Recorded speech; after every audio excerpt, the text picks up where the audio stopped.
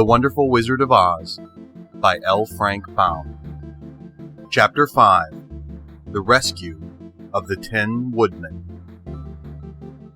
When Dorothy awoke, the sun was shining through the trees, and Toto had long been out chasing birds around him and squirrels. She sat up and looked around her, Scarecrow still standing patiently in his corner waiting for her. "We must go and search for water," she said to him. "Why do you want water?" he asked. "To wash my face clean after the dust of the road, and to drink, so the dry bread will not stick in my throat." "It must be inconvenient to be made of flesh," said the Scarecrow thoughtfully, "for you must sleep, eat, drink. However, you have brains, and it is worth a lot of bother to be able to think properly." They left the cottage and walked through the trees until they found a little spring of clear water, where Dorothy drank and bathed and ate her breakfast. She saw there was not much bread left in the basket, and the girl was thankful the Scarecrow did not have to eat anything, for there was scarcely enough for herself and Toto for the day. When she had finished her meal and was about to go back to the road of yellow brick, she was startled to hear a deep groan nearby. "What was that?" she asked timidly. "I cannot imagine," replied the Scarecrow, "but we can go and see." Just then another groan reached their ears, and the sound seemed to come from behind them.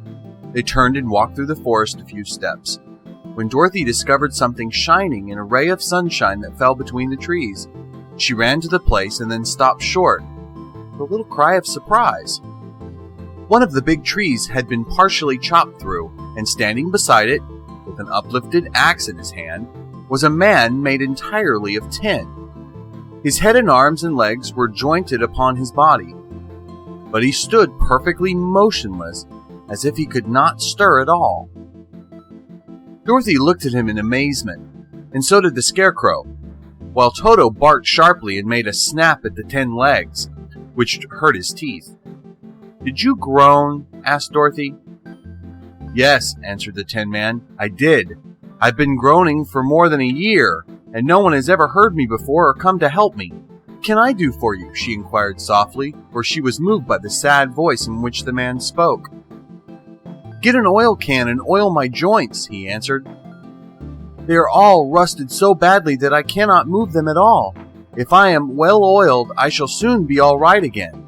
You will find an oil can on a shelf in my cottage." Dorothy at once ran back to the cottage and found the oil can, and then she returned and asked anxiously, "Where are your joints?" "Oil my neck first," replied the Tin Woodman. So she oiled it, and as it was quite badly rusted, the Scarecrow took a hold of the tin head and moved it gently from side to side until it worked freely, and then the man could turn it himself. "Now oil the joints in my arms," he said, and Dorothy oiled them, and the Scarecrow bent them carefully until they were quite free from rust and as good as new. The Tin Woodman gave a sigh of satisfaction and lowered his axe, which he leaned against the tree. "This is a great comfort," he said. "I have been holding that axe in the air ever since I rusted, and I'm glad to be able to put it down at last. Now, if you will oil the joints of my legs, I shall be all right once more." So they oiled his legs until he could move them freely, and he thanked them again and again for his release, for he seemed a very polite creature and very grateful. "I might have stood there always if you had not come along," he said. "So you have certainly saved my life. How did you happen to be here?" "We are on our way to the Emerald City to see the Great Oz," she answered, "and we stopped at your cottage to pass the night." "Why do you wish to see Oz?" he asked.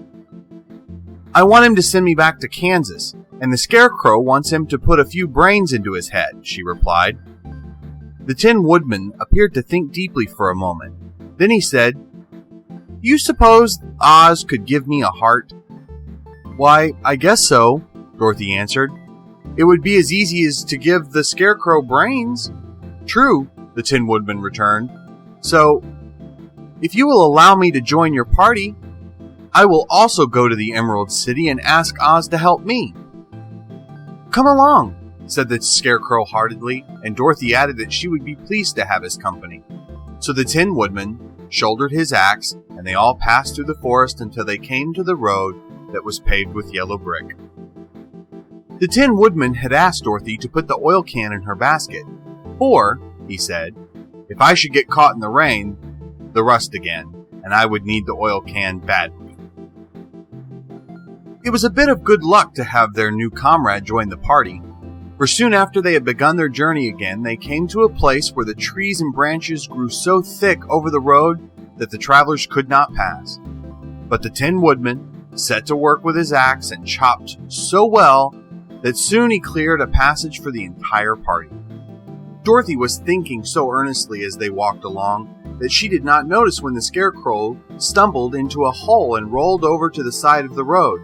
Indeed, he was obliged to call to her to help him up again. "Why didn't you walk around the hole?" asked the Tin Woodman. "I don't know enough," replied the Scarecrow cheerfully. "My head is stuffed with straw, you know. And that is why I am going to Oz, to ask him for some brains." "Oh, I see," said the Tin Woodman. "But, after all, brains are not the best things in the world." "Have you any?" inquired the Scarecrow. "No, my head is quite empty," answered the Woodman. "But once I had brains, and a heart also. So, having tried them both, I would much rather have a heart." "And why is that?" asked the Scarecrow. "I will tell you my story, and then you will know." So while they were walking through the forest, the Tin Woodman told the following story. "I was born the son of a woodman who chopped down trees in the forest and sold the wood for a living. When I grew up, I too became a wood chopper. And after my father died, I took care of my old mother as long as she lived. Then I made up my mind that instead of living alone, I would marry, so that I might not become lonely. There was one of the Munchkin girls who was so beautiful that I soon grew to love her with all my heart. She, on her part, promised to marry me as soon as I could earn enough money to build a better house for her. So I set to work harder than ever. But the girl lived with an old woman who did not want her to marry anyone. For she was so lazy, she wished the girl to remain with her and do the cooking and the housework. So the old woman went to the Wicked Witch of the East and promised her 2 sheep and a cow if she would prevent the marriage. Thereupon the Wicked Witch enchanted my axe, and when I was chopping away at my best one day, for I was anxious to get the new house and my wife as soon as possible, the axe slipped all at once and cut off my left leg. This at first seemed a great misfortune, for I knew a one-legged man could not do very well as a wood chopper. So I went to a tinsmith and had him make me a new leg out of tin. The leg worked very well once I was used to it, but my action angered the Wicked Witch of the East, for she had promised the old woman I should not marry the pretty Munchkin girl. When I began chopping again, my axe slipped and cut off my right leg. Again I went to the tinsmith, and again he made me a leg out of tin. After this, the enchanted axe cut off my arms, one after the other, but, nothing daunted, I had them replaced with tin ones. The Wicked Witch then made the axe slip and cut off my head, and at first I thought that was the end of me.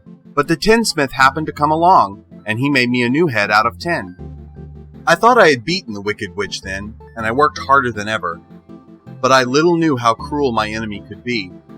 She thought of a new way to kill my love for the beautiful Munchkin maiden, and made my axe slip again, so that it cut right through my body, splitting me into 2 halves.